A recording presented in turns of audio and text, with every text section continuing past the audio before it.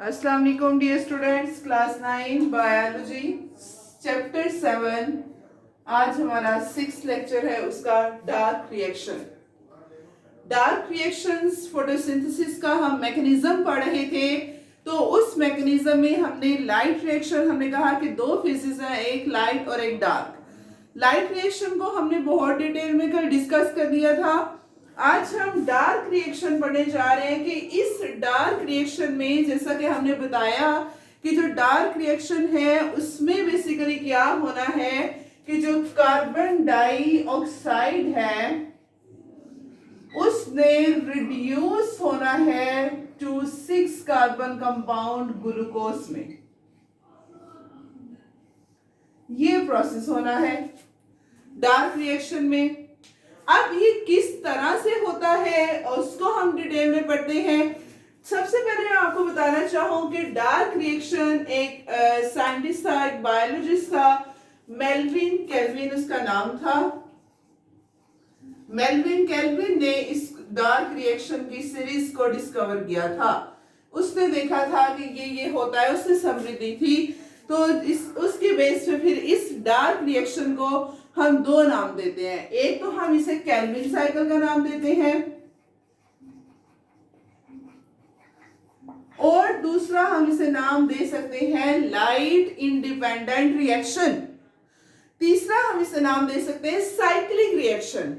Cycle में चल रहा है ना, साइकिल होता है एक चीज जहां से स्टार्ट हो रही है वहां पर ही आके फिर अगेन वहां से स्टार्ट हो, खत्म हो, एंड भी वहां पर हो। तो साइक्लिक रिएक्शन भी हम इसे कह सकते हैं। We can also name it light independent reaction. We can also name it Kelvin cycle. We can also name it dark reaction. Dark reaction है क्या?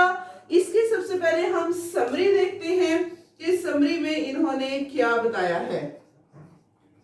जैसे कि हमने बात की कि हमारे पास हमें एटमॉस्फेयर से कार्बन डाइऑक्साइड मिलती है। वो कार्बन डाइऑक्साइड जाती है, फिर स्टोमेटा उस कार्बन डाइऑक्साइड को एब्जॉर्ब करता है और वो कार्बन डाइऑक्साइड मेसोफिल सेल्स में चली जाती है।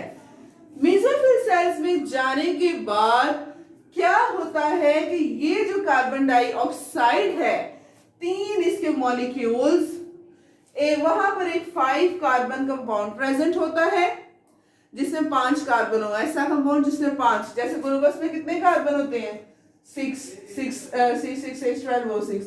तो ये कौन सा कंपाउंड है? 6 कार्बन। तो वहां पर 5 कार्बन कंपाउंड्स प्रेजेंट होते हैं। कार्बन डाइऑक्साइड के 3 मॉलिक्यूल इन 5 कार्बन कंपाउंड के साथ मिलते हैं और चेंज हो जाते हैं एक टेम्परेरी 6 कार्बन कंपाउंड में। जाहिर है, अब देखें हमारे पास 5 कार्बन कंपाउंड्स हैं।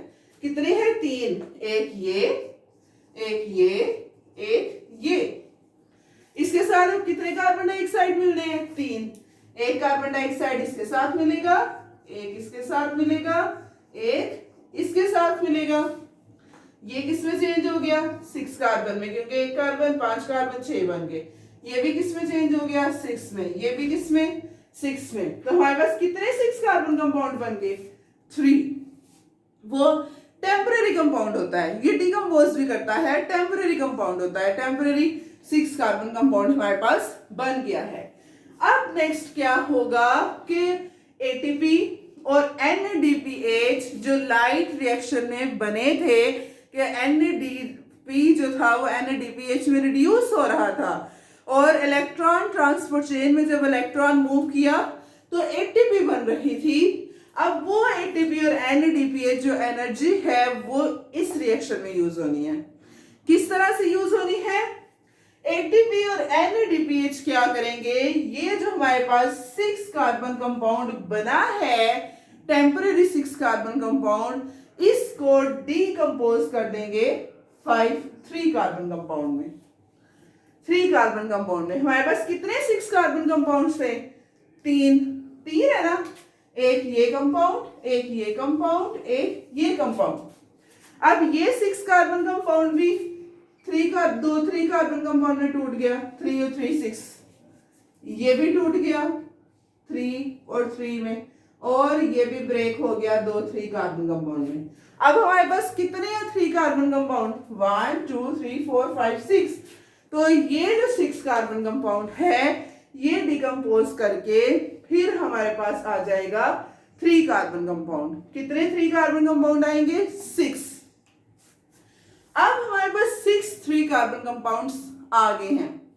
उनमें से अब क्या होगा, उन 3 कार्बन कंपाउंड में जो एक 3 कार्बन कंपाउंड है, एक जो 3 कार्बन कंपाउंड है वो ग्लूकोज में रिड्यूस हो जाएगा, ग्लूकोज में हेल्प करेगा, ग्लूकोज की सिंथेसिस में हेल्प आउट करेगा और ग्लूकोज बन जाएगा कार्बोहाइड्रेट में। और बाकी जो 5 कंपाउंड बचे हैं 3 कार्बन कंपाउंड, वो अगेन वही अपने आप को 5 कार्बन कंपाउंड में चेंज करेंगे और अगेन रिएक्शन ये स्टार्ट हो जाएगा। ये है केल्विन मेल्विन साइकिल, ये है हमारे पास डार्क रिएक्शन। इसकी समरी क्या हुआ है, बेसिकली हमने बनाना है इसमें this compound, the 6 carbon carbohydrate glucose हमने बनाना है। तो उसको बनाने के लिए हमें एनर्जी चाहिए। वो एनर्जी हमने कहां से ली, लाइट रिएक्शन से, in the form of ATP and NADPH. उसके बाद हमने अगेन वही समरी इसकी बहुत इजी, जो हमने रिएक्शन लिखा है दैट्स व्हाट हम समरी में लिखेंगे, दैट्स ऑल, और कुछ नहीं है।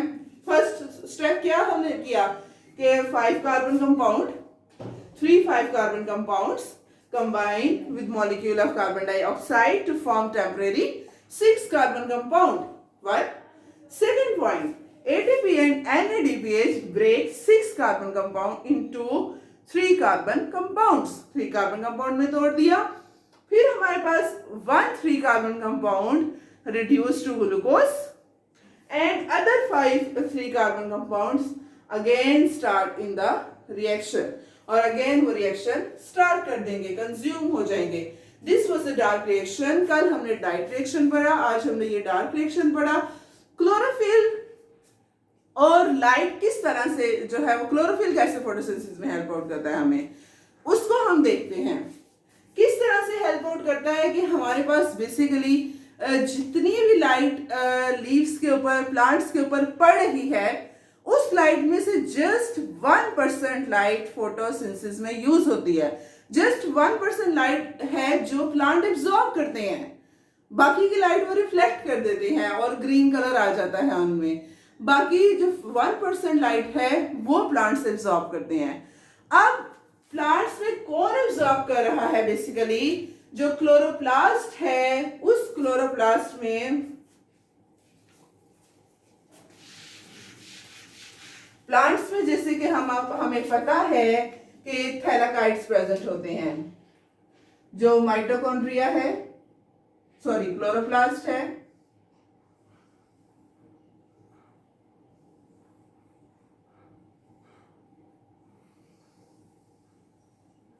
इस क्लोरोप्लास्ट के अंदर हमारे पास होते हैं थैलाकाइड।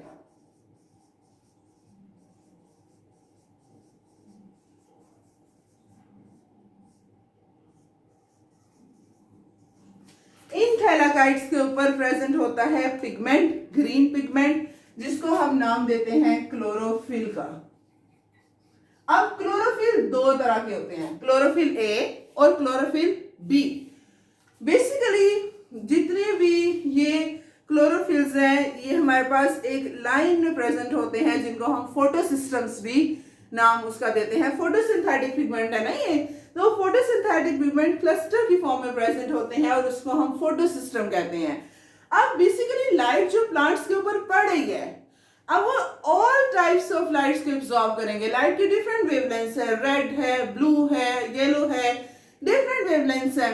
प्लांट्स रेड और ब्लू को एब्जॉर्ब करती हैं। Chlorophyll A red light absorb करता है, क्लोरोफिल बी जिसको हम एसेसरी पिगमेंट कहते हैं, वो हमारे पास जो लाइट क्लोरोफिल ए ने एब्जॉर्ब नहीं की वो क्लोरोफिल बी एब्जॉर्ब कर लेता है। क्लोरोफिल ए मेन पिगमेंट है, क्लोरोफिल बी जो है ये एसेसरी पिगमेंट है प्लांट का।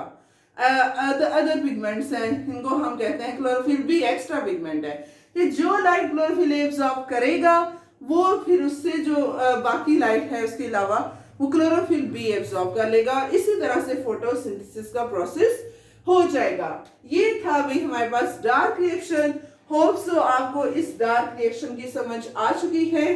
कल इंशाल्लाह हम नेक्स्ट जो है वो देखेंगे कि what is Krebs cycle, what is glycolysis and what is electron transport chain, उसको भी हम ब्रीफली डिस्कस करेंगे। आज के लिए इतना ही है। अस्सलाम वालेकुम, अल्लाह हाफिज।